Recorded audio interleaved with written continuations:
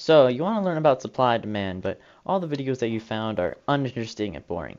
Well, today, I'm here to teach you about supply and demand, but in Minecraft.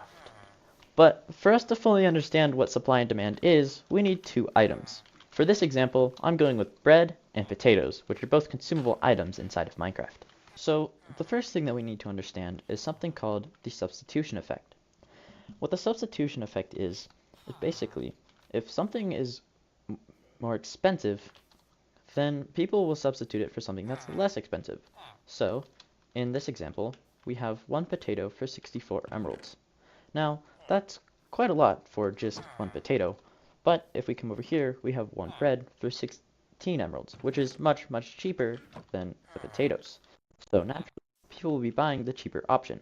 Another thing is the income effect. What the income effect is when you buy a lot of bread, then the shop is going to raise the price. So, as you can see here, I bought some bread, but now the bread price has raised and doubled. Now, even though this is cheaper than the potatoes, I'm going to buy less bread because it's more expensive. There is one thing I forgot to mention though, and that's the overarching law that contains the substitution effect and the income effect. This law is called the law of demand. All the law of demand really is that as the price increases, the demand for that item decreases. But vice versa, if the price were to decrease, then the demand would go up. Now, just to review, the law of demand is when if the price goes up, the demand for it lowers. But if the price goes down, then the demand for it will raise. There are two main reasons for this law. The law of substitution being that if potatoes are super expensive, people will buy bread instead. And if I buy more bread, then the price of bread will also go up. Now, that's cool and all, but I said that we're going to be talking about supply and demand, and so far I've only really talked about demand. So, what exactly is supply, and what's its relation to demand? Supply is basically the amount of an item that any producer is selling or making. So, if the price of bread is rather low, then the producer or seller might not be selling very much as it doesn't make as much money. However, if the price of a potato is 64 emeralds, then the producer might be making quite a bit more as they're more profitable and therefore they can make more money. The relation between supply and demand isn't that complicated. To start, if we combine supply and demand, we have something called equilibrium. Equilibrium is when the seller makes a bunch of product at a fair price that customers will actually buy it at. Another scenario is called a shortage.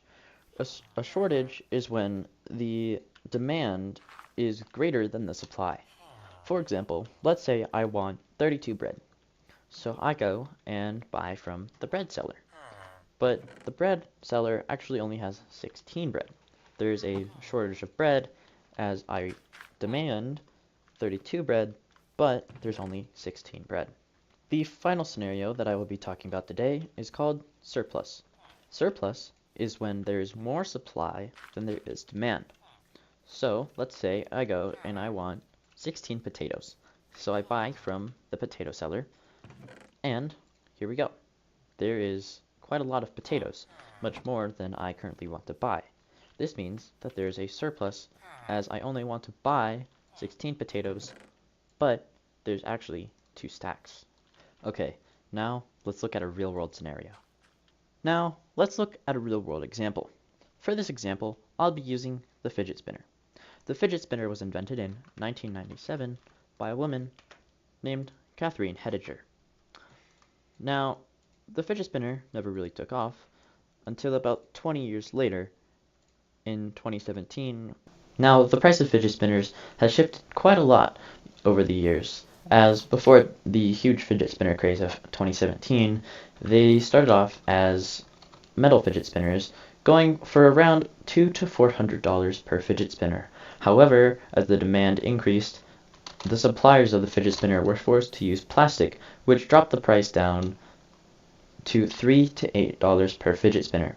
Now, that's quite a decrease, but even today the price has risen a little from $5 to $10 as the supply and demand isn't nearly as great.